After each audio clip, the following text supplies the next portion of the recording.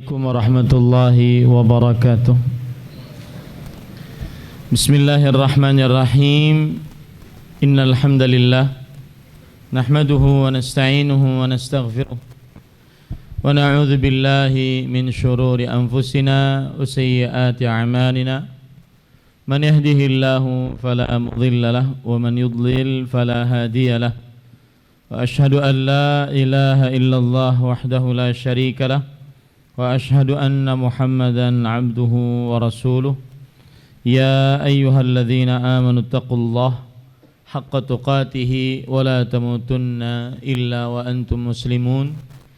Ya ayyuhan nasu taqu rabbakumul ladzi khalaqakum min nafsin wahidah wa khalaqa minha zawjaha wa batha minhuma rijalan katsiran wa nisaa'a.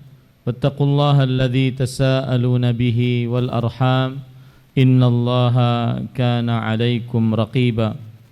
يا أيها الذين آمنوا اتقوا الله وقولوا قولا سديدا يصلح لكم أعمالكم ويغفر لكم ذنوبكم ومن يطع الله ورسوله فقد فاز فوزا عظيما. أما بعد فإن أصدق الحديث كتاب الله وأحسن الهدي هدي محمد صلى الله عليه وعلى آله وسلم وشر الأمور محدثاتها وكل محدثة بدعة وكل بدعة ضلالة وكل ضلالة في النار.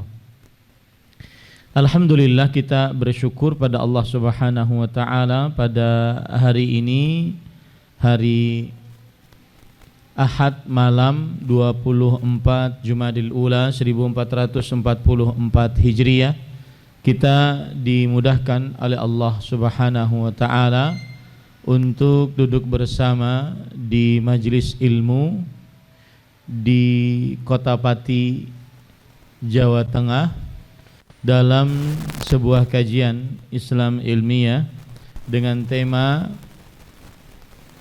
keberkahan bersama ketaatan, kesialan bersama kemaksiatan. Salawat dan salam semoga selalu Allah berikan kepada Nabi kita Muhammad sallallahu alaihi wa ala alihi wasallam, pada keluarga beliau, para sahabat, serta orang-orang yang mengikuti beliau sampai hari kiamat kelak. Dengan nama-nama Allah yang husna dan sifat-sifatnya yang ulia, kita berdoa, Allahumma inna nas'aluka ilman nafi'an wa rizqan tayyiban wa amalan mutaqabbala. Allahumma amin. Ahibati fillah, afanillah wa iyyakum, kaum muslimin yang saya cintai karena Allah, semoga Allah Subhanahu wa taala selalu memberikan afiat kepada kita di dunia dan di akhirat. Pertama-tama saya ucapkan jazakumullahu khairan kepada majelis ta'lim yang sudah mengundang saya ke Pati ini. Semoga apa yang kita lakukan dari amal ibadah menuntut agama Islam diterima oleh Allah Subhanahu wa taala. Salawat dan salam semoga selalu Allah berikan kepada Nabi kita Muhammad sallallahu alaihi wa ala alihi wasallam, pada keluarga beliau, para sahabat, serta orang-orang yang mengikuti beliau sampai hari kiamat kelak. Dengan nama-nama Allah yang husna dan sifat-sifatnya yang ulia, kita berdoa, Allahumma inna nas'aluka ilman nafi'an wa rizqan tayyiban wa amalan mutaqabbala. Allahumma amin. Ahibati fillah, afanillah wa iyyakum. Pada kesempatan malam ini kita membahas tentang ketaatan membawa keberkahan dan kemaksiatan membawa kerugian, kesialan. Tema ini penting, yang pertama untuk memotivasi kita agar semangat mengerjakan ibadah kepada Allah. Yang kedua, tema ini penting agar kita semangat untuk menjauhi maksiat. Jadi tema ini penting bagi orang-orang yang sedang malas beribadah, yang sedang turun imannya, yang sedang lebih suka sholat di rumah dibandingkan di masjid, lebih suka menonton di handphone dibandingkan membaca Al-Quran, lebih suka ngobrol dibandingkan berzikir. Tema ini adalah penting untuk orang-orang yang sedang futur, malas beribadah kepada Allah. Dan kemalasan itu pasti terjadi di dalam diri seorang muslim. Pasti terjadi, siapapun dia orangnya. Rasulullah SAW bersabda dalam hadis riwayat Imam Tirmidzi, "Inna likulli amalin syirratan." Sesungguhnya setiap amalan ada masa semangat. Wa likulli syirratin fatratun. Dan setiap masa semangat ada masa futur. Futur artinya adalah sakana ba'dama taharrak. Diam setelah dia bergerak. Aulana ba'dama syadda. Atau lemah setelah kuat. Itu namanya futur. Maka setiap amalan ada masa semangat, setiap masa semangat ada masa futur. Faman kanat fatratuhu ila sunnati faqad ihtada, wa man kanat ila ghairi dzalika faqad halak. Siapa yang saat masa futurnya dia kembali kepada sunnah, kepada ajaran Rasulullah SAW, maka dia masih dapat petunjuk. Dan siapa yang masa futurnya dia tidak kepada sunnah Rasulullah SAW, maka dia binasa. Tema ini, keberkahan bersama ketaatan, kesialan bersama kemaksiatan, penting untuk orang yang sedang futur, malas ibadah. Contoh ibadah-ibadah wajib, dari mulai sholat pada waktunya, di awal waktu, di masjid, atau sholat berjamaah bagi laki-laki, sholatnya dengan khusyuk, penuh pemahaman terhadap apa yang dibaca, tidak cepat-cepat, sholatnya penuh dengan tumakninah, sholatnya sesuai dengan petunjuk Rasul. Siapa yang malas mengerjakan itu semua, maka tema ini penting untuk itu. Kemudian juga puasa Ramadan. Ada orang yang tidak berpuasa, ada orang yang berpuasa kemudian di tengah hari siang Ramadan karena merasa letih, dengan mudahnya dia berbuka puasa tanpa ada rasa berdosa sama sekali. Tema ini penting. Keberkahan bersama ketaatan.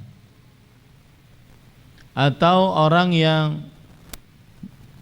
berbakti kepada kedua orang tua, dia durhaka kepada orang tua, dia membuat sedih orang tua dengan kelakuannya dan ucapannya.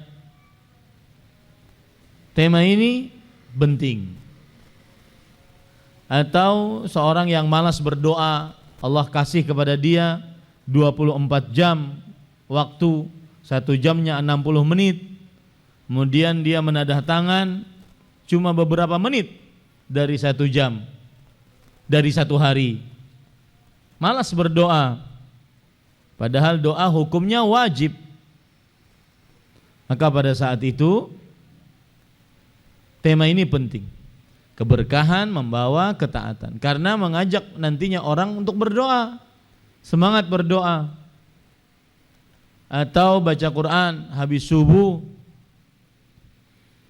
terkadang di hadapan dia ada mushaf Al-Quran, ada HP yang dia pegang. Kenapa mesti selalu HP? Padahal sudah ada niatan untuk membaca Al-Quran. Padahal membaca Al-Quran hukumnya wajib. Atau malas menuntut ilmu, padahal tempat luas disediakan, nyaman. Malas tapinya nuntut ilmu.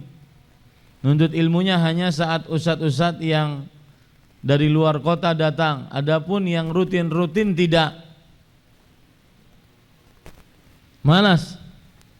Ustadz, saya sering menyebutnya ustadz-ustadz mewah. Ustadz-ustadz mewah yang followersnya jutaan, subscribernya jutaan. Tujuan untuk menghadiri kajiannya, setelah kajian berfoto. Habis itu bikin status, alhamdulillah bisa menghadiri majelis ilmunya. Lah, ilmunya yang didapat apa? Coba hitung sekarang. Berapa lama kita mengenal dakwah sunnah? Berapa lama hadir di majelis pengajian? Dan seberapa banyak atau seberapa mumpuni ilmu kita? Seberapa mumpuni ilmu kita? Jangan yang macam-macam. Rukun Islam, rukun iman. Tahu nggak dalil-dalilnya dari mulai rukun iman, rukun Islam, rukun iman pertama, kedua, ketiga, keempat, kelima, keenam? Tahu nggak permasalahan-permasalahan semuanya? Yang sudah lama ngaji tapi belum tahu itu namanya belum ngaji. Nah, tema ini menjadikan orang semangat untuk duduk di majelis ilmu. Rukun Islam berbicara tentang 2 kalimat syahadat. 2 kalimat syahadat saja. Seperti yang saya bahas tadi di Kudus. 2 kalimat syahadat saya bahas hampir 1,5 jam. Itu baru 1 kalimat syahadat. Arti yang benar dari kalimat la ilaha illallah, makna yang benar dari kalimat la ilaha illallah, konsekuensi dari kalimat la ilaha illallah, rukun la ilaha illallah, pembatal la ilaha illallah, syarat-syarat la ilaha illallah, tingkatan-tingkatan orang yang bersyahadat la ilaha illallah, keutamaan la ilaha illallah. Dia paham betul, dia menguasai betul, itu baru penuntut ilmu. Adapun yang cuma ikut kajian-kajian yang rame-rame, ustadz dari luar kota baru ikut datang, dapat ilmunya cuma nggak mumpuni. Nanti kalau seandainya ada syubhat datang, boleh sedekah laut. Sedekah laut boleh, yang mengatakan orang terkenal, yang mengatakan profesor doktor, bingung. Lalu kasih link ke ustadz, tolong tonton ini. Kalau bisa setelah itu dibantah. Loh, gue yang nonton kok aku yang bantah. Iya. Kenapa? Karena ilmunya nggak mumpuni. Kenapa? Karena ilmunya nggak mumpuni. Nah, nuntut ilmunya salah, cara belajar ilmunya salah. Coba introspeksi diri kita masing-masing. Saya kenal dakwah ini 2001, sekarang 2022, berarti saya kenal 21 tahun. Mungkin ada yang lebih tua daripada saya mengenal dakwah ini. Coba bandingkan ilmunya yang sudah mumpuni yang mana. Ya, ini saya gembar-gemborkan sekarang dari saya datang hari Jumat sampai sekarang ini. Saya gembar-gemborkan di Semarang, di Demak, di Pati, agar merubah cara belajar agamanya, agar merubah pengajiannya, bukan hanya sekedar pengajian-pengajian yang jiping, ngaji nguping, habis itu keluar dapat ilmu nggak tahu. Nah, tema ini yang membuat seseorang benar-benar akhirnya semangat untuk beramal. Semangat untuk sholat 5 waktu dan rawatibnya, qabliyah ba'diyahnya. Semangat untuk menjaga wudu. Semangat untuk bakti orang tua. Semangat untuk menyambung hubungan rahim. Semangat untuk ketaatan-ketaatan yang begitu banyak. Ketaatan-ketaatan yang begitu banyak. Ya, apabila saya katakan tema ini penting untuk orang yang sedang malas, dilanda malas. Dan muslim tidak ada menghayal gitu, atau mager, malas gerak. Enggak ada itu dalam kamus seorang muslim. La rahata lil mu'min qabla liqa'i rabbih. Tidak ada kata istirahat untuk orang beriman sebelum dia bertemu dengan Allah Subhanahu wa taala. Ketika Imam Ahmad ditanya, "Mata rahah ya Imam?" Kapan istirahatmu wahai Imam? "Inda awwali qadamin tad'uhu fil jannah." Ketika telapak kaki pertamamu kamu letakkan di dalam surga, itulah istirahat hakiki. Itulah istirahat yang sebenarnya. Taib. Ahibati fillah, afanillahu iyyakum. Kemudian tema ini penting untuk orang yang meremehkan maksiat, yang mungkin di dalam dirinya nanti bisa istighfar, nanti bisa taubat, nanti bisa begini. Tema ini penting untuk itu, yaitu untuk orang yang meremehkan maksiat, nonton yang haram, yang sangat terbuka di zaman sekarang. Meremehkan maksiat, mendengarkan yang haram, yang sangat mudah di zaman sekarang. Meremehkan maksiat, mengambil harta dengan cara yang haram. Ya, sebagian orang sekarang kalau ditanya tentang yang halal adalah yang aku cekel. Walaupun dengan cara apapun aku dapat mencekelnya, itu halal. Yang halal yang belum aku cekel. Sebagian orang meremehkan untuk mencari harta dengan cara yang haram, meremehkan itu. Yang penting dapatlah. Ya, yang penting semua bisa makan, bisa minum, bisa berpakaian, dapat dari mana saja saya tidak peduli.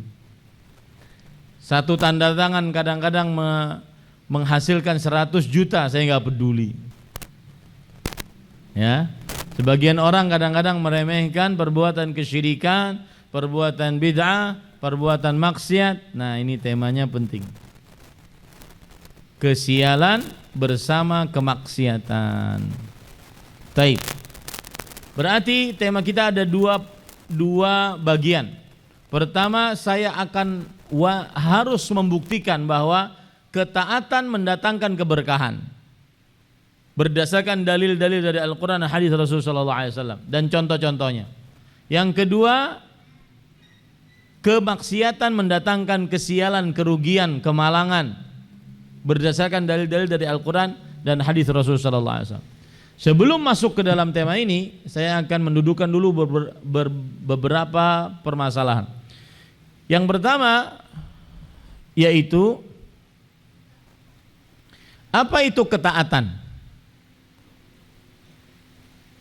Ketaatan adalah fi'lu ma'mur wa tarku mahdzur. Mengerjakan yang diperintah dan meninggalkan yang dilarang. Jadi ketaatan itu dua sisi, bukan hanya sekedar mengerjakan yang diperintah, tetapi juga menjauhi yang dilarang. Itu namanya ketaatan. Seseorang sholat, puasa, zakat, haji, baca Quran, bakti orang tua, zikir, itu ketaatan. Begitu juga seseorang menjauhi kesyirikan, bid'ah, menjauhi membunuh, menjauhi zina, menjauhi minum khamar, berjudi, menjauhi korupsi, menjauhi pungutan liar, sogokan, itu juga ketaatan. Ketaatan ini mendatangkan keberkahan. Timbul pertanyaan selanjutnya, apa itu arti berkah? Berkah ada dua makna. Yang pertama adalah subutul khairi wa dawamuhu, kebaikan yang selalu tetap dan terus menerus ada. Kebaikannya tetap dan terus menerus ada. Kebaikan yang tetap dan terus menerus ada, itu namanya adalah berkah. Contoh misalkan Rasulullah SAW bersabda, "Atakum Ramadan syahrun mubarak." telah datang kepada kalian Ramadan, bulan yang penuh berkah. Berarti kebaikan bulan Ramadan tetap dan terus menerus ada. Dari awal malam Ramadan sampai akhir, malam-malamnya penuh dengan kebaikan-kebaikan dan terus menerus sampai akhir. Allah Subhanahu wa taala berfirman di dalam Al-Qur'an, "Wa barakna haulahu," dan kami berkahi daerah barat. Dan kami berkahi daerah barat dunia, maka di Eropa itu tumbuh subur-subur terus menerus seperti itu. Nanti baru di tanah Arab nanti akan tumbuh di akhir zaman, tanda kiamat. Ini arti berkah yang pertama. Arti berkah yang kedua adalah kathratul khairi wa ziyadatuhu, kebaikan yang banyak dan terus menerus, kebaikan yang banyak dan terus bertambah. Allah berfirman dalam Al-Quran, "Inna awwala baitin wudi'a lin-nas lalladzi bi Bakkata mubarakan wa hudan lil alamin." Surat Ali Imran ayat 96. Sesungguhnya rumah yang pertama kali Allah letakkan di atas muka bumi digunakan untuk sebagai ibadah manusia kepada Allah adalah yang berada di Bakkah, mubarakan, penuh dengan berkah. Penuh dengan berkah maksudnya di sini adalah kebaikannya banyak dan terus bertambah. Kalau tadi kebaikannya tetap dan terus menerus ada, ini banyak dan terus bertambah. Makanya sholat di Masjidil Haram senilai dengan 100.000 sholat. Berapa tahun 100.000 sholat itu? Ada yang tahu? 100.000 sholat berapa tahun? Afwan. Ya, 100.000 sholat berapa tahun? Hitungannya 1 hari 5 kali, 1 bulan kali 30, 150, 1 tahun kali 12, 1.800, ya, itu 1.800 sholat. Ini 100.000 sholat, kira-kira berapa tahun? Siapa yang pintar matematik? Agar semangat umroh, agar semangat haji, agar semangat pergi ke Mekah. Berapa tahun? Hitung Pak. Hitung, ada kalkulator kan? Hitung. Gimana cara menghitungnya? 1 hari 5 kali sholat yang wajib ya. Kemudian 5 kali sholat sehari, berarti kalau sebulan kali 30, 150. 150 kali setahun, kali berapa berarti? 12, 1.800.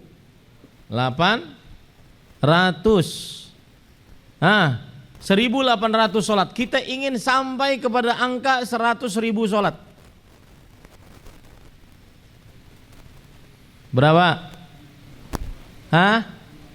55 tahun, berapa bulan? 55 tahun, 6 bulan, 20 hari. Itu 1 kali takbiratul ihram, Allahu Akbar, sampai salam selesai.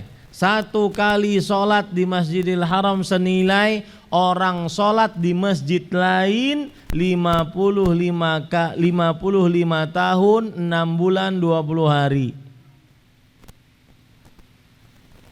Ini umur yang panjang Pak.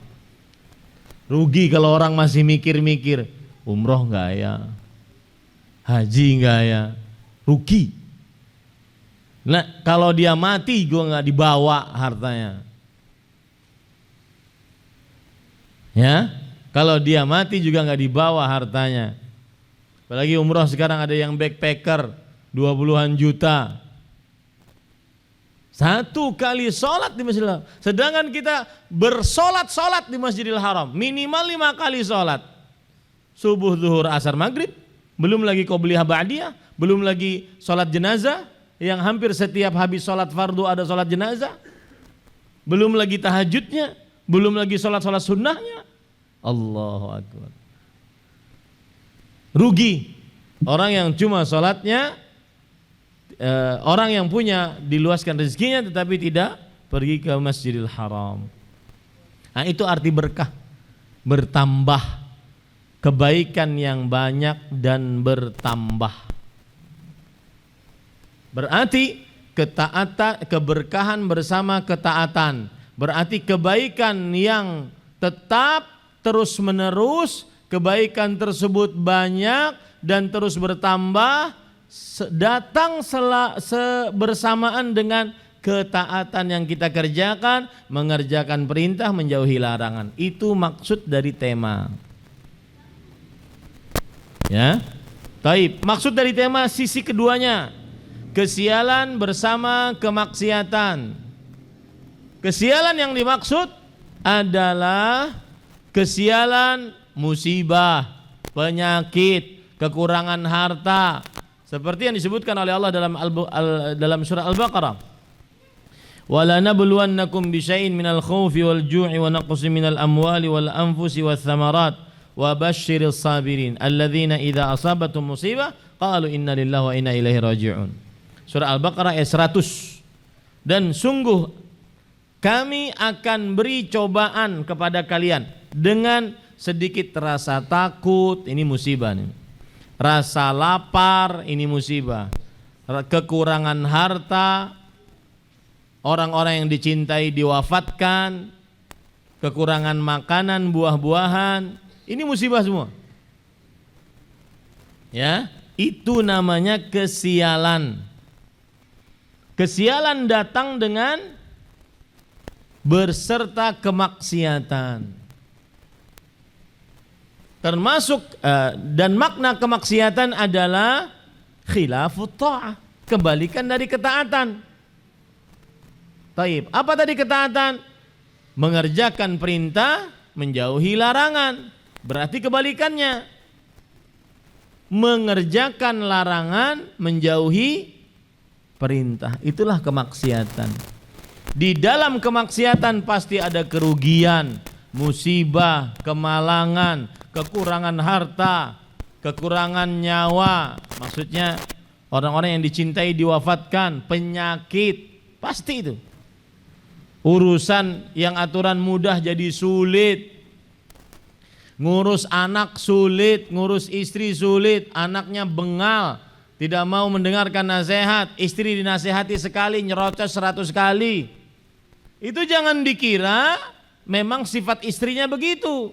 Tetapi coba suaminya introspeksi, mungkin suaminya sedang bermaksiat. Makanya istrinya tidak mau lapang dada saat dinasihati. Itu namanya kesialan. Itu namanya kemalangan, kerugian. Kemaksiatan mendatangkan kerugian, kemalangan. Dan itu pasti. Nah, kita akan coba ambil dalil-dalilnya ya, dari dua sisi ini. Yang pertama, ketaatan mendatangkan keberkahan. Apa contohnya?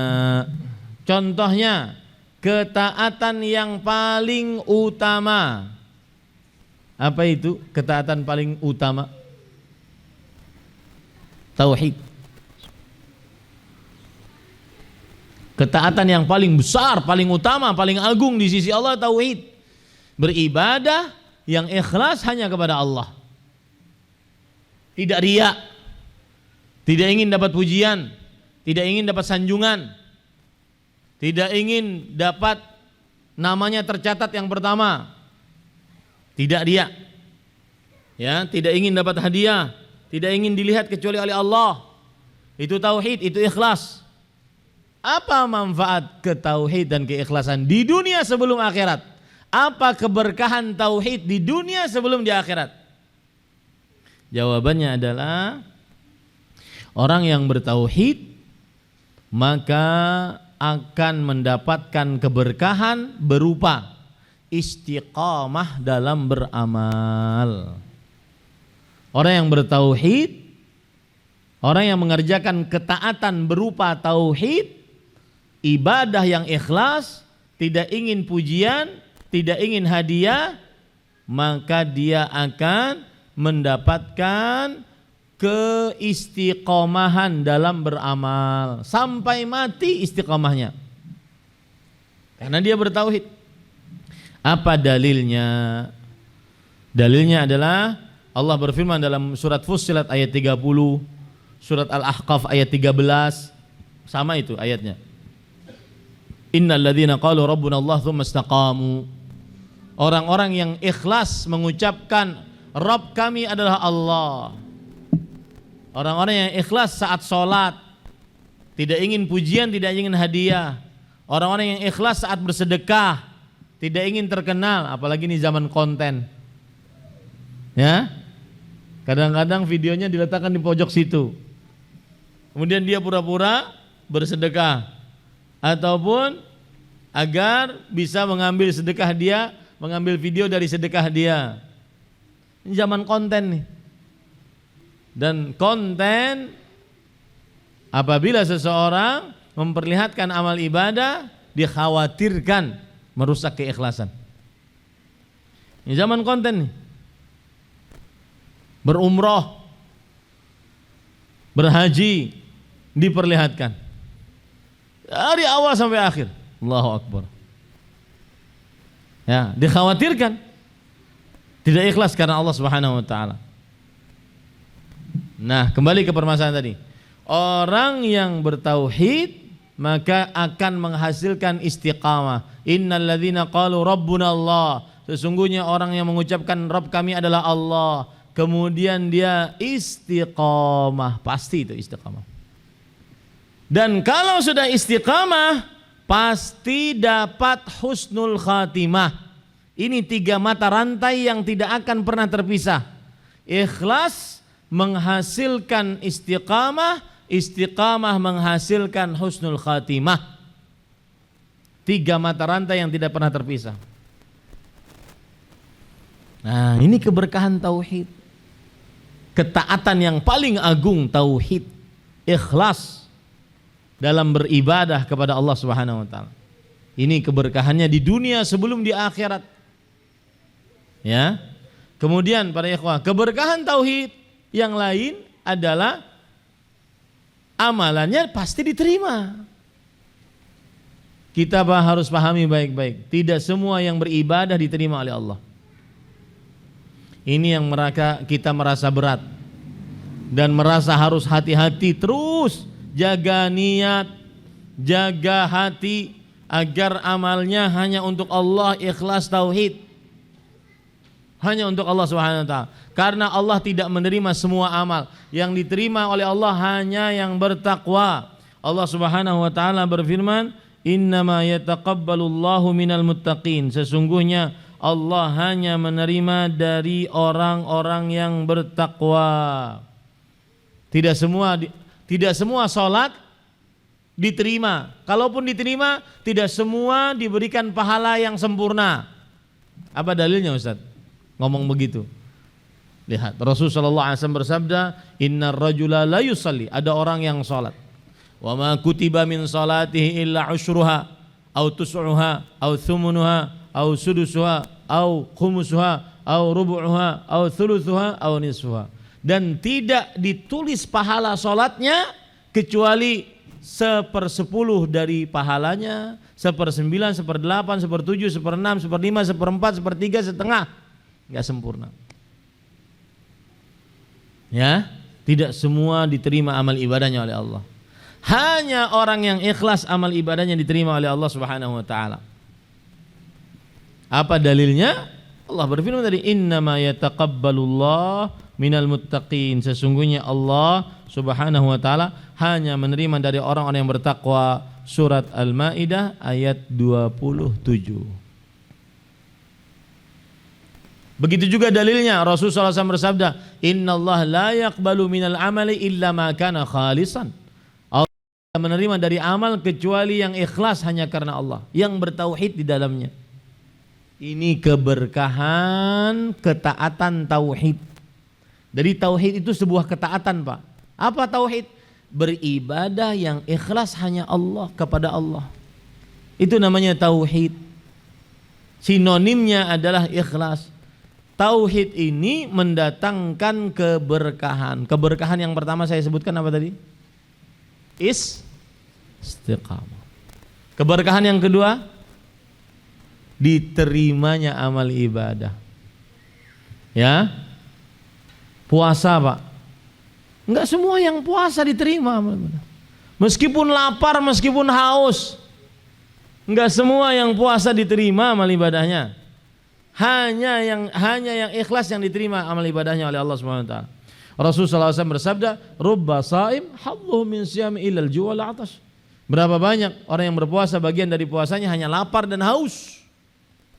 Sedekah, apakah semua diterima? Tidak. Innallaha thayyibun la yaqbalu illa thayyiba. Sesungguhnya Allah itu baik dan tidak menerima kecuali dari harta yang baik-baik. Harta curian, harta korupsi disedekahkan enggak diterima oleh Allah Subhanahu wa taala. Nah, ini ya. Ini keberkahan tauhid yang kedua, yaitu diterima amal ibadah. Taib, keberkahan tauhid yang ketiga, apa itu? Keberkahan tauhid yang ketiga adalah Allah Subhanahu wa taala akan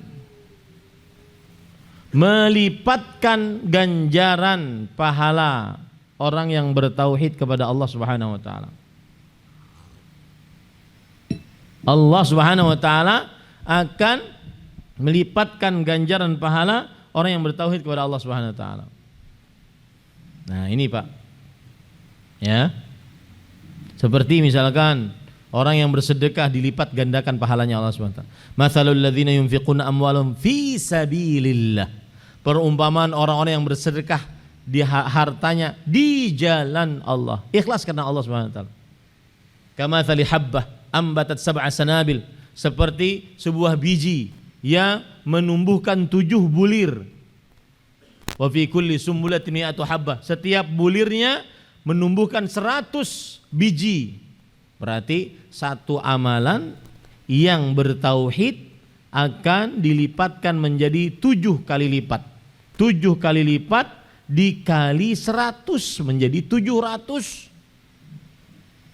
Begitulah berkah ketaatan kepada Allah Subhanahu wa taala. Berkah ketaatan yang tauhid kepada Allah Subhanahu wa taala akan dilipatkan pahalanya oleh Allah Subhanahu wa taala. Baik. Ketaatan yang lain apa Ustaz yang mendatangkan keberkahan? Ittiba'us sunnah. Mengikuti sunnah Rasul. Yang disebut dengan mutaba'ah. Yang disebut dengan apa? Mutaba'ah. Mutaba'ah itu artinya mengikuti Rasulullah sallallahu alaihi wasallam di dalam setiap amal ibadah. Salat, sallu kama raaitumuni. Salatlah kalian sebagaimana kalian melihat aku salat. Haji atau umrah, litakhudhu anni manasikakum. Ambillah dariku tata cara haji dan umrah kalian. Dan seterusnya, tugas kita mengikuti Rasul sallallahu alaihi wasallam. Di dalam ketaatan mengikuti Rasul sallallahu alaihi wasallam ada keberkahan. Di dalam mutaba'ah ada keberkahan.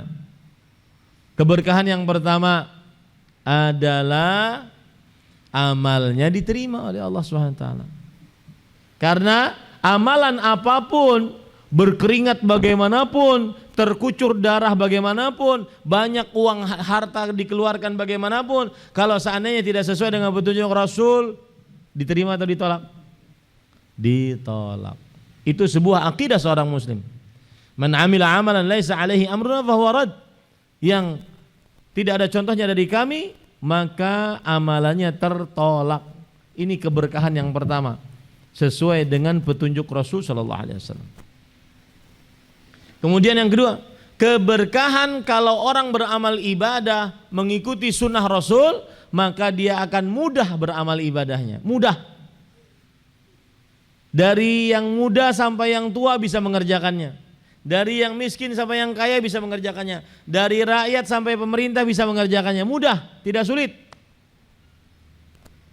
Mudah, tidak sulit. Apa dalilnya? Rasulullah SAW bersabda, "Inna dina lan yusaddad dina illa ghalabah." Sesungguhnya Islam itu agama yang mudah. Tidak ada yang mempersulit dalam beragama kecuali Islam akan mengembalikan kepada kemudahan. Makanya Pak, cek saja amaliyah di tengah masyarakat yang sulit-sulit pasti bukan Islam. Yakin tuh. Yang sulit-sulit, yang aneh-aneh pasti bukan Islam. Di dalam kelambu nih, ya, berhari-hari disebut dengan khalwat. Pernah kan ngeliat di media sosial? Pasti bukan Islam. Karena sulit, nggak semua bisa mengerjakannya. Karena ada tugas sebagai pegawai, ada tugas sebagai bapak, ibu. Pasti bukan Islam. Pasti bukan dari ajaran Islam itu. Pasti ajaran sempalan dari Islam gitu. Saya dimaklumi ini mudah. Sesuai dengan sunnah itu berkahnya mudah. Ya, berkahnya adalah mudah. Makanya Rasulullah SAW bersabda, "Innama bu'ithtu bil hanifiyatis samhah." Aku diutus dengan ajaran tauhid yang mudah. As-samhah itu mudah. Nih para ikhwan yang dirahmati oleh Allah SWT. Contoh misalkan ketaatan dalam menghutangi. Menghutangi itu ketaatan loh Pak. Kalau ketaatan ini sesuai dengan petunjuk Rasul mudah. Tidak perlu pakai debt collector, tidak perlu pakai preman. Mudah. Apa mudahnya? Karena Rasul Allah berfirman, wa in kana dzu usratin fanadhiratun ila maisarah. Kalau seandainya kalian dapati orang yang berhutang kepada kalian sulit, maka tunggu sampai mudah bayar. Tunggu. Gak usah dibawain debt collector preman untuk nagih hutang. Akhlak Islam yang sesuai dengan sunnah Rasul, ketaatan Islam yang sesuai dengan sunnah Rasul menunggu. Satu.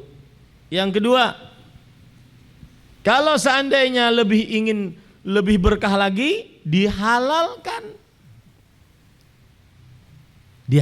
Mudah. Ya, dan mendatangkan berkah. Ya. Berarti selama dia menghalalkan dengan ikhlas hanya karena Allah, maka dijamin surga oleh Allah SWT. Saya berpesan nih, yang masih punya piutang terhadap orang lain, berarti masih menghutangi orang, sudah maafkan sajalah, halalkan saja. Apalagi nih ada orang berhutang kepada kita 1 juta, kita punya 10 juta, halalin aja. Ada orang berhutang kepada kita 5 juta, kita punya 50 juta, halalin aja udah. Ada orang berhutang kepada kita 10 juta, kita punya 100 juta, halalin aja. Kenapa Pak? Konsepnya begini, menagih di dunia, memaafkan di dunia lebih besar pahalanya dibandingkan menuntut di akhirat. Nah, ada orang tuh kalau menghutangi dia nggak mau nagih, tapi di dalam hatinya mendendam. Awas kue, tak tuntut di akhirat. Ya, ada nggak begitu? Dia nggak nagih, ntar aja di akhirat. Maka konsepnya adalah memaafkan, menghalalkan di dunia lebih besar pahalanya dibandingkan menuntut di akhirat. Kenapa Pak? Memaafkan di dunia pahalanya surga, menuntut di akhirat belum dijamin surga, cuma dapat transferan pahala saja. Ya. Itu ketaatan yang sesuai dengan petunjuk Rasul sallallahu alaihi wasallam, mudah dan banyak pahalanya. Gak usah capek-capek mikirin. Apalagi kadang-kadang hutang 1 juta diceritakan kemana-mana. Akhi tahu nggak? Si fulan hutang sama saya nggak bayar dari mulai tahun 1999.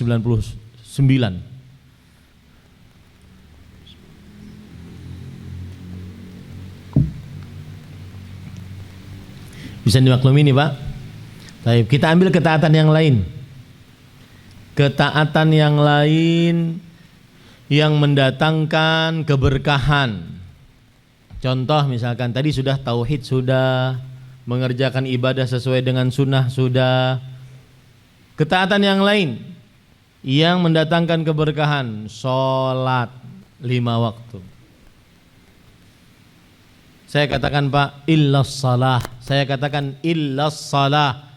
Kecuali sholat, jangan pernah remehkan. Mungkin sebagian orang pernah meremehkan apa-apa, tapi kecuali sholat jangan pernah remehkan.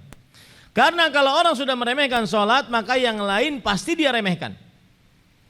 Makanya bagi laki ingin mencari istri, bagi perempuan ingin mencari suami, lihat sholatnya. Harus dapat berita yang valid tentang sholatnya. Karena kalau seandainya sholatnya benar, maka keluarganya dia akan jaga. Itu pasti. Karena Rasulullah SAW bersabda, man hafadha 'alaiha kanat lahu burhanan wa najatan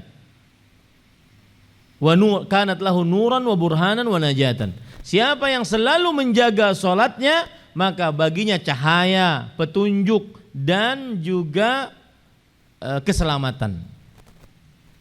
Ya, maka perhatikan perihal sholat. Taib, kita akan ambil sekarang apa keberkahan dari menjaga sholat. Dan menjaga sholat Pak ada 5. Menjaga sholat ada 5, disebutkan oleh Allah dalam Al-Quran. Fawailun lil musallin. Surat apa itu? Al-Ma'un. Fawailun lil musallin alladzina hum fi salatihim sahun. Neraka wail bagi orang-orang yang sholat. Orang-orang yang lalai tentang sholatnya. Yang lalai tentang sholatnya kata Imam Ibnu Katsir ada 5. Perhatikan baik-baik. Introspeksi diri kita. Muhasabah kepada diri kita. Termasukkah kita di dalamnya? Yang pertama, tidak sholat sama sekali. Alhamdulillah, kata si fulan, bukan saya. Taib. Yang kedua, sholat tapi di luar waktu. 2. Apapun alasannya, selama itu bukan syariat, alasannya ini termasuk melalaikan sholat. Yang ketiga, sholat di akhir waktu. 2 menit, 3 menit lagi azan maghrib baru sholat asar. Persis seperti yang disebutkan oleh Rasulullah sallallahu alaihi wasallam. Tilka salatul munafiq, tilka salatul munafiq, tilka salatul munafiq. Itulah salatnya orang munafik, itulah salatnya orang munafik, itulah salatnya orang munafik. Yarqubus syams, dia nunggu matahari. Kalau sudah azan maghrib, azan asar dia nunggu matahari. Hatta idza kanat baina qarna syaitan, sampai jika mataharinya sudah mau terbenam di antara 2 tanduk ufuk, qama fanaqara arba'an, baru dia cepat-cepat bangun, cepat-cepat sholat. La yadhkuruna Allah fiha illa qalila. Dia tidak menyebut nama Allah kecuali sedikit saja. Ya, ini yang ketiga. Apa yang ketiga tadi? Mengerjakan sholat di akhir waktu. Itu lalai sholat. Yang keempat, mengerjakan sholat tanpa tumakninah. Cepat-cepat. Seperti ayam atau burung mematuk makanannya, tidak ada tumakninah. Ustaz, batasan tumakninah itu apa? Tidak bergerak kepada gerakan selanjutnya kecuali sudah sempurna gerakan sebelumnya. Dan ada yang mengatakan sampai dia membaca bacaan gerakan itu 1 atau 3 kali. Itu batasan tumakninah. Makanya ada kan sholat 21 rakaat 7 menit. Nah, itu enggak tumakninah itu. Ya. Secara hukum fikih tidak sah itu. Diterima atau tidak itu urusan Allah SWT. Kita menghukumi secara hukum fikih saja. Taib ya. Apa lagi? Tidak tumakninah. Yang kelima, tidak khusyuk. Tidak hadir hatinya. Apa yang dibaca tidak faham. Terutama biasanya ketidakkhusyuhan hadir ketika seseorang masbuk di dalam sholat berjamaah. Ya, imam sudah mulai sholat, bahkan sudah beberapa rakaat sholat baru dia datang. Itu pun tergesa-gesa datang. Duduk. Orang masbuk pasti karena urusan dunia, pasti itu. Kemudian sholat, ikut sholat. Ketika dia ikut sholat dia tidak tahu ini rakaat berapa nih. dia baru sadar rakaat berapa dia sholat, dia baru mikir rakaat berapa dia sholat bersama imam tadi ketika dia mau bangun setelah imamnya salam. Tadi rakaat berapa ya? Bingung dia. Lalu bagaimana solusinya? Kayaknya tadi ada teman sejawat masbuk, saya nunggu dia. Ternyata yang ditunggu nunggu juga yang di samping. Enggak bakalan khusyuk. Yang masbuk enggak bakalan khusyuk. Ya. Yang khusyuk termasuk melalaikan sholat tidak khusyuk. Ada sebagian orang sholat kadang-kadang, nih ibu-ibu perhatikan yang di bawah.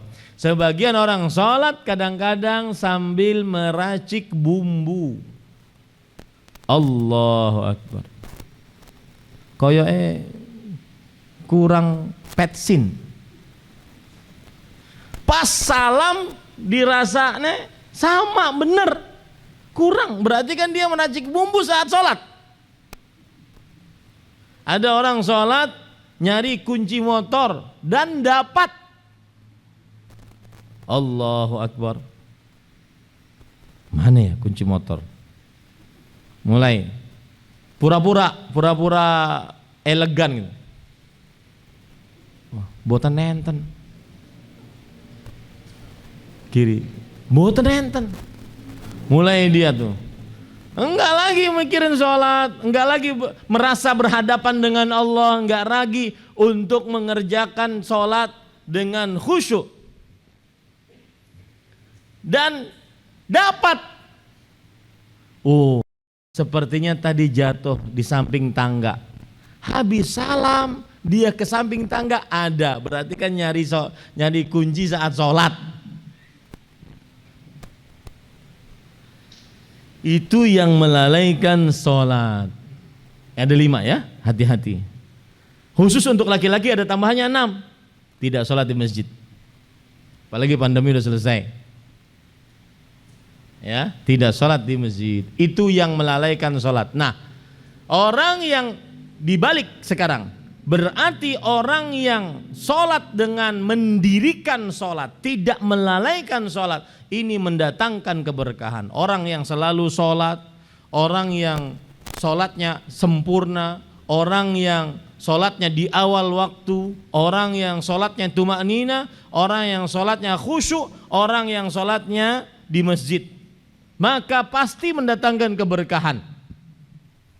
Apa itu Pak? Keberkahan yang saya sebutkan tadi. Kanat lahu nuran wa burhanan wa najatan. Dia akan dapat cahaya dalam hidupnya. Dia akan dapat petunjuk dan keselamatan. Salat Pak, jangankan di akhirat, di dunia pasti mendatangkan keberkahan. Apa keberkahan salat? Allah berfirman, innas salata tanha 'anil fahsya wal munkar. Ini perhatikan nih. Ini sebagian orang salah memahami ayat ini. Surat Ali Imran ayat 110. Ya, atau surat Al-Ankabut ayat 45. Sesungguhnya salat mencegah dari perbuatan fahsya dan mungkar. Saya ingin ada yang interaksi dengan saya. Apa maksud ayat? Enggak Pak? Apa maksud ayat?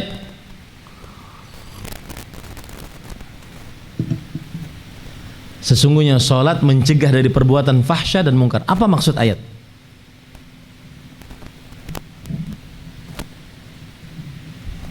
Coba.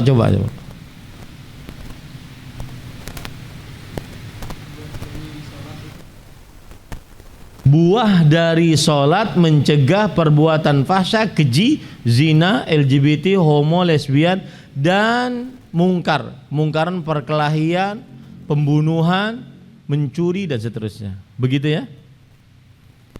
Itulah pemahaman sebagian besar kaum muslimin terhadap ayat itu. Padahal maksud ayat tidak seperti itu. Maksud ayat adalah selama engkau sholat tidak pernah engkau akan berbuat keji dan mungkar, karena engkau selalu sholat, karena engkau sedang sholat. Paham ya? Ini jawaban yang kalau seandainya ada orang bertanya, Ustaz, kan sholat itu mencegah daripada perbuatan fahsya dan mungkar. Buktinya habis Jumatan ada orang nyuri sendal.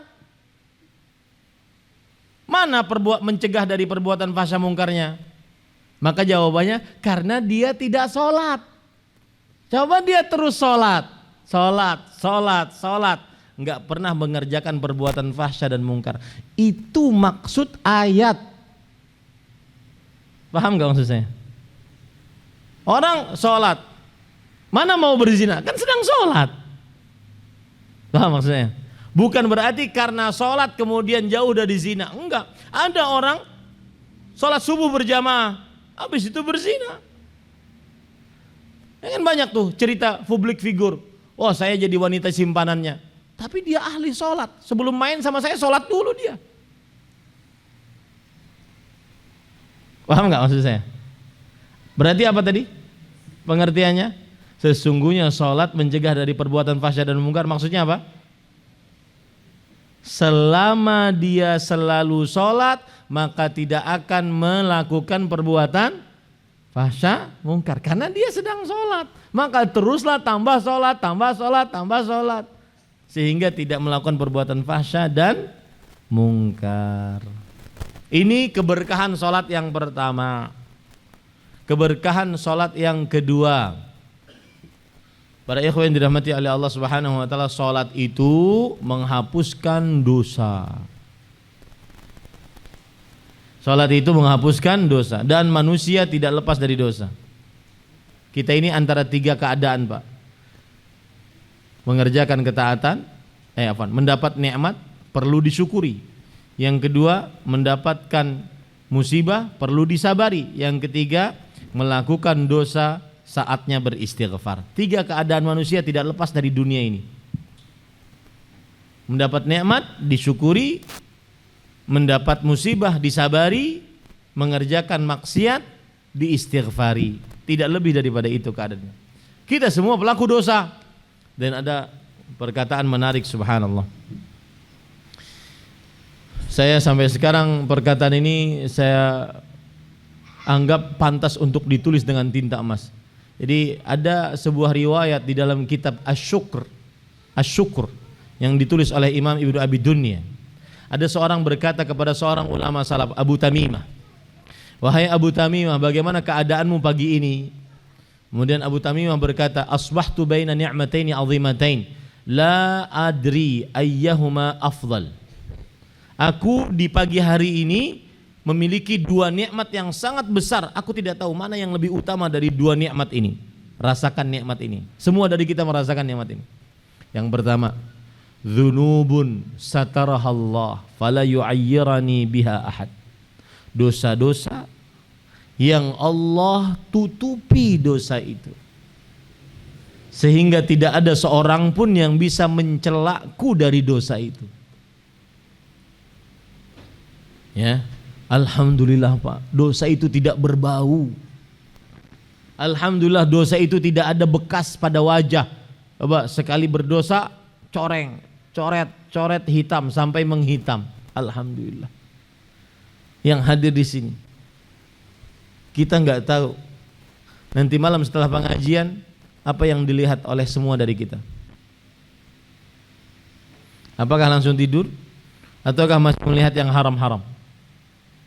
Dan itu di pagi hari Allah tutupi dosa itu rapat-rapat, nggak ada yang tahu. Itu nikmat Allah yang besar. Yang kedua, mawaddatun qadzafaha Allah fi qulubil ibad. Rasa cinta yang Allah berikan kepada hamba-hamba, yang mana akhirnya orang dicintai oleh orang lain, orang disukai oleh orang lain. Ini nikmat yang tidak bisa kita bayar nikmat tersebut kepada Allah Subhanahu wa taala. Maka para ikhwah, kembali kepada pembahasan tadi. Salat mendatangkan berkah. Salah satu berkahnya apa saya katakan tadi? Hah? Hah? Menghapuskan dosa, mengampuni dosa. Dosa kita tidak lepas darinya. Rasulullah SAW bersabda, "Ara'aitum law anna nahran bi babi ahadikum." Apa pendapat kalian kalau seandainya di depan rumah kalian ada sungai bersih, yaghtasilu fihi kulla yaumin mi'ata marrah, khamsa marrat. Hal yabqa min darahni syai'? Apakah apa pendapat kalian kalau seandainya di depan rumah kalian ada sungai, kemudian kalian mandi di sungai tersebut 5 kali sehari? Sungainya bukan sungai yang kotor ya, sungai yang bersih. Mandi 5 kali sehari, apakah tersisa masih kotoran tubuh di tubuh kalian?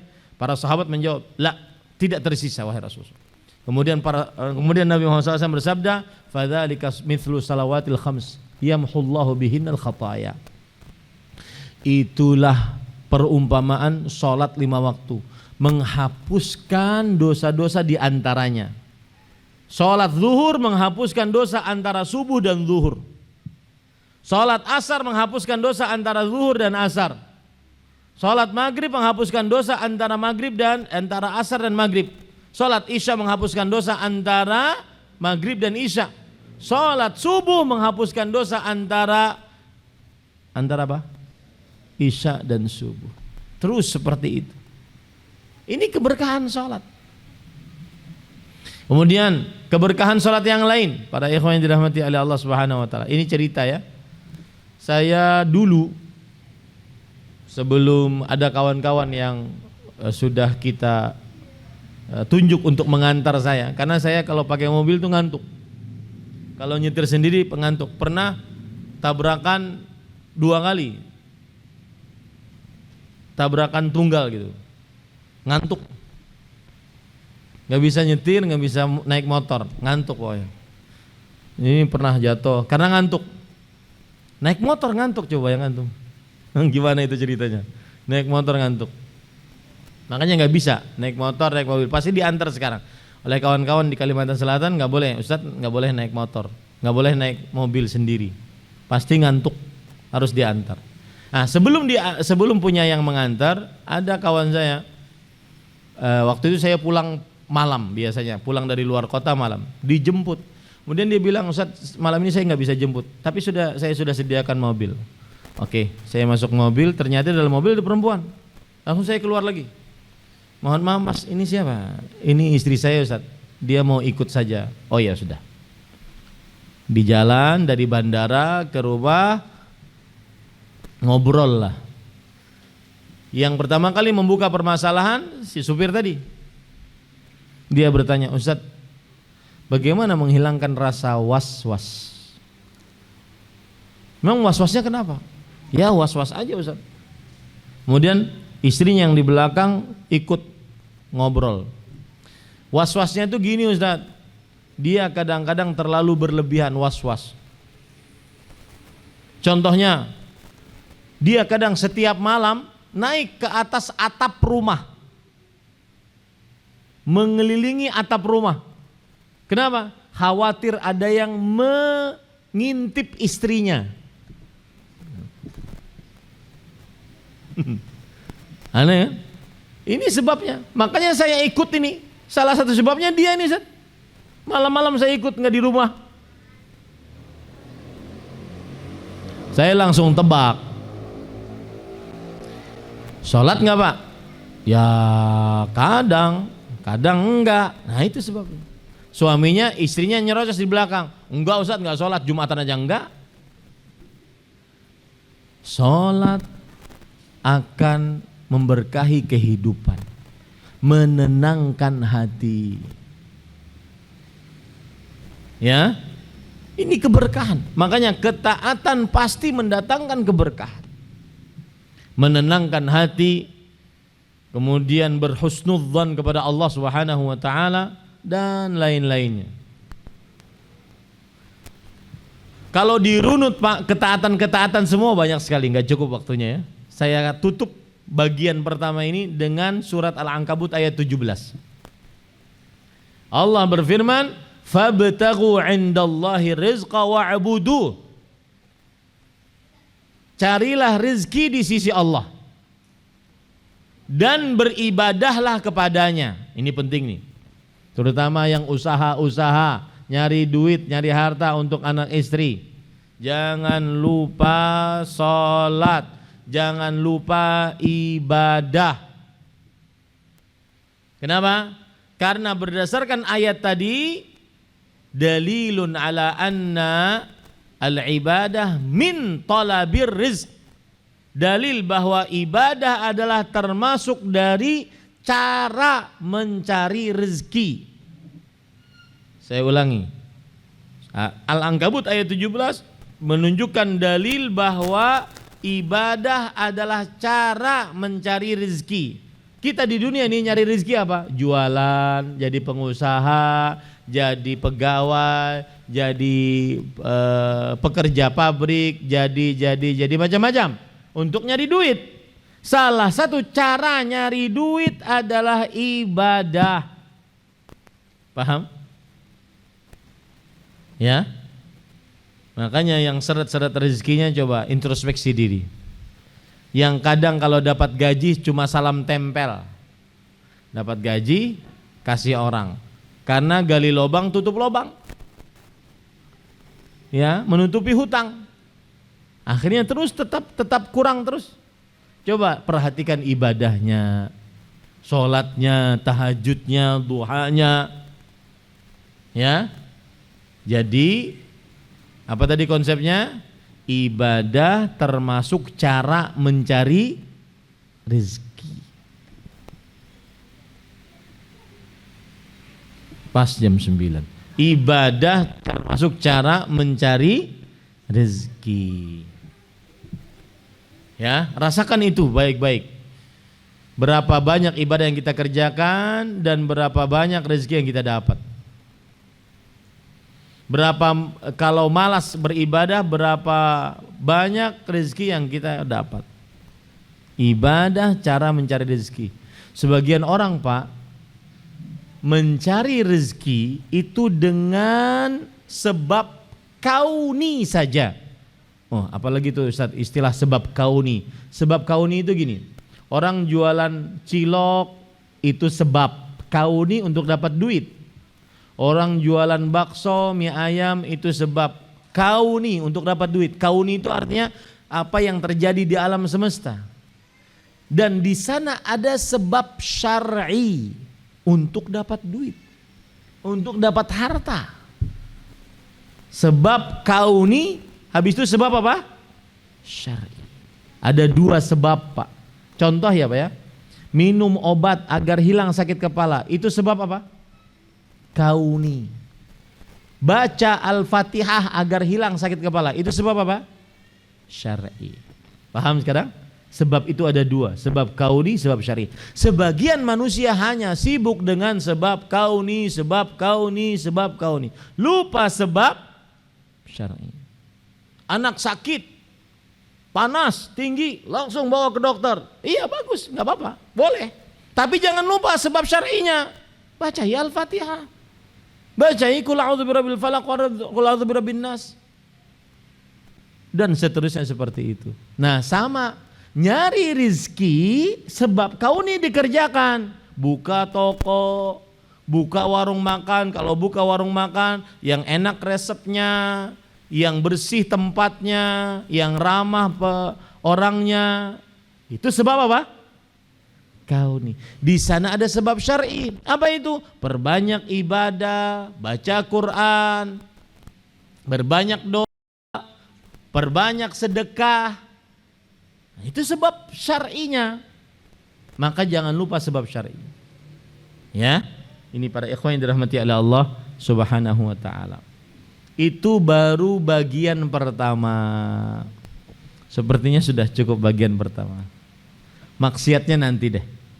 Ya, kalau ada Ustadz lagi di sini minta, Ustadz coba sebutkan dalil-dalil tentang kemaksiatan mendatangkan apa? Kesialan. Dan itu pasti tidak bisa tidak.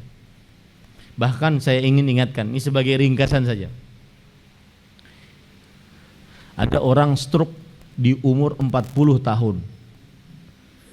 Jangan kira stroke ini memang adalah karena dia terlalu banyak makan kolesterol, darah tinggi atau yang semisal. Enggak. Mungkin ini adalah sebab maksiat dia umur 15 tahun saat dia sudah baligh. Apa maksudnya?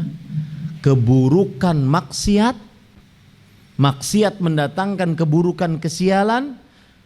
Terkadang kesialannya diundur oleh Allah puluhan tahun baru dia dapat. Hati-hati. Hati-hati. Terutama Pak urusan nyari harta sekarang yang orang satu tanda tangan kadang-kadang 100 juta. Pungutan liar. Betul apa betul? Satu tanda tangan 100 juta. Kamu mau saya tanda tangan enggak? Kalau enggak ya sudah. Padahal kita sangat memerlukan tanda tangannya. Tapi sekali tanda tangan berapa? Haram. Haram duitnya itu. Jangan dikira ini tidak ada pengaruh. Ada pengaruhnya. Meskipun lama pengaruhnya. Entah Satya kenapa sekarang saya sama istri ini kok sering bertengkar. Coba ingat-ingat dosa dulu.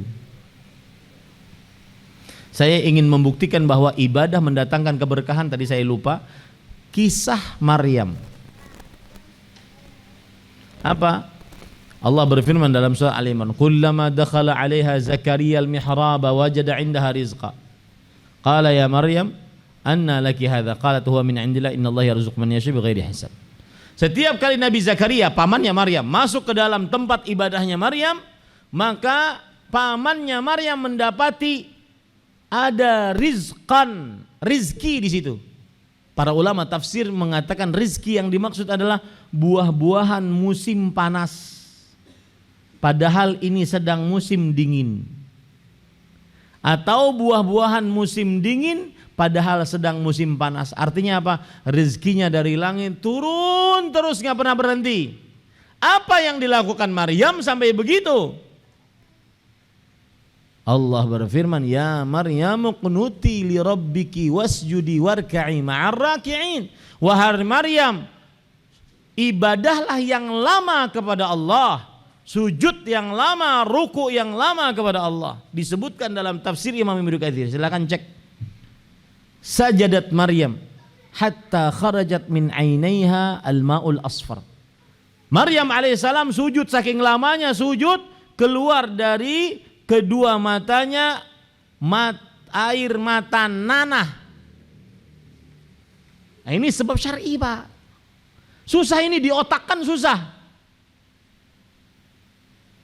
Harus diimani. Saya pernah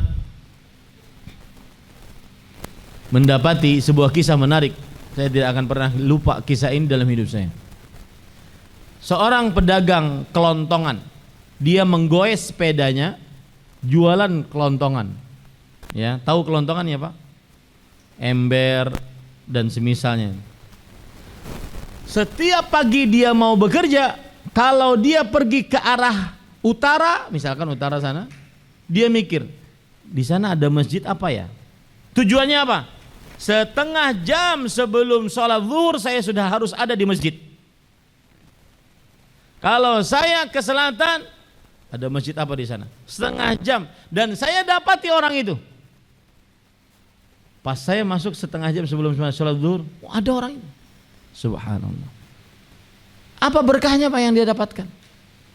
Berkahnya yang dia dapatkan adalah dia bisa mengumpulkan uang untuk pergi umroh dalam keadaan sangat keterbatasan. Yang cerita sendiri teman saya yang mempunyai travel umroh. Ada cerita menarik Ustaz. Mudah-mudahan bermanfaat saat kajian Ustaz katanya. Apa itu? Itu orang Ustaz. Dia senantiasa perhatian kepada sholatnya. Kalau bekerja pasti dia perhatian terhadap sholatnya. Jarang masbuk. Wah pasti saya bilang mudah rezekinya. Iya Ustaz. Dia pernah daftar umroh sama saya. Suami istri. Kemudian dia keluarkan duit Kemudian dibilang oleh pegawai saya, mohon maaf Pak, ini kalau berdua nggak cukup. Lalu dia buka baju, sini ada kain yang melilit tubuhnya. Dia buka kain tersebut, ada emas-emas kecil yang mungkin dia kumpulkan uang untuk membeli. Kemudian dia bilang, Mas, ini harta terakhir saya di dunia. Saya tidak akan mau mati sebelum menginjakan kaki di tanah suci. Dihitung. Bilang dia kepada bosnya, teman saya, bos, ini nggak cukup bos. Ya sudahlah, biarin aja. Paling balik modal atau rugi nggak usah jadi masalah, masih banyak yang lain jamaah. Akhirnya berangkat umroh. Dengan catatan apa? Nggak punya duit sama sekali. Berarti makan ya di hotel, nggak ada belanja. Tapi antum tahu, ketika dia pulang, istrinya pulang dari umroh, mereka berdua yang paling banyak bekalnya, paling banyak hadiahnya. Kenapa? Karena satu rombongan tahu orang ini kisahnya seperti itu. Semua masing-masing ngasih hadiah. Allah nggak akan menyia-nyiakan hambanya. Ini sulit untuk dinalar dengan nalar matematik sulit. Nalar iman bisa. Nah ini para ikhwan yang dirahmati oleh Allah Subhanahu. Banyak cerita-cerita yang luar biasa. Dan sebaliknya, kemaksiatan mendatangkan keburukan, kerugian, kemalangan. Banyak sekali contohnya. Cuma waktu tidak cukup. Saya ini sudah dari pagi, ya ini giliran terakhir di Pati. Jadi mungkin tidak ada juga pertanyaan karena saya harus kembali ke Semarang. Besok saya harus ke Jogja. Ya. Semoga umur kita diberkahi oleh Allah SWT. Semoga semuanya diberikan kemudahan untuk beribadah kepada Allah Subhanahu wa taala. Kita cukupkan dengan kafatul majlis. Subhanakallahumma hamdik asyhadu an la ilaha illa anta astaghfiruka wa atubu ilaik. Wa sallallahu nabiyana Muhammad walhamdulillahi rabbil alamin. Wassalamualaikum warahmatullahi wabarakatuh.